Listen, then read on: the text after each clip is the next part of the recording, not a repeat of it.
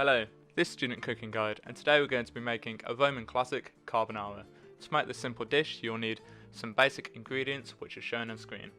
It's important to get some good quality bacon, fresh cracked black pepper and Parmesan cheese. This can be an expensive initial purchase, but you only need a little bit each time, so it works out relatively cheap per portion. So as you can see, you start off by cooking up the bacon in strips. You'll want to place it into a cold pan with some olive oil. Turn this on a low heat. This will be cooking and browning while we cook the pasta and prepare the rest of the dish. Next, you'll want to place the water on to boil and add a hefty amount of salt into this. This is needed to flavour the pasta. The pasta is the base of the dish, so we want to make sure it is not bland.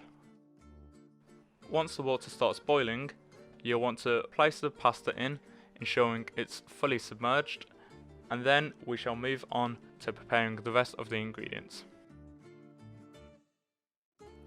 To make what will become the sauce, we crack one egg into a measuring jug or bowl, and then crack one egg yolk, simply straining it between your fingers to not crack the yolk. Then beat the eggs with a fork. Grate in most of the Parmesan, leaving a little bit for later to serve with. You also want to add in some black pepper. It's a sauce combined with the fat and olive oil, bacon and starchy pasta water which makes up the creamy carbonara sauce. After preparing this, the bacon should be crispy and the pasta cooked al dente, or slightly undercooked, as it will finish cooking it in the pan.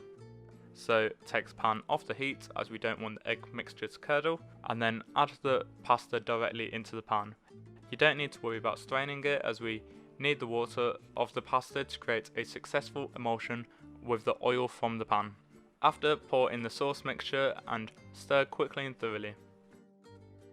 Keep stirring until you can see the sauce form and the egg thicken up.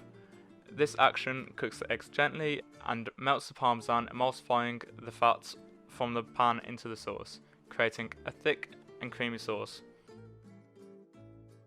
Plate, topping with extra Parmesan and black pepper. And that's it, you're all finished. Great tasting, quick and cheap. Thanks for watching. We'd love any feedback to be left down in the comments, as this is actually the first video we've ever produced.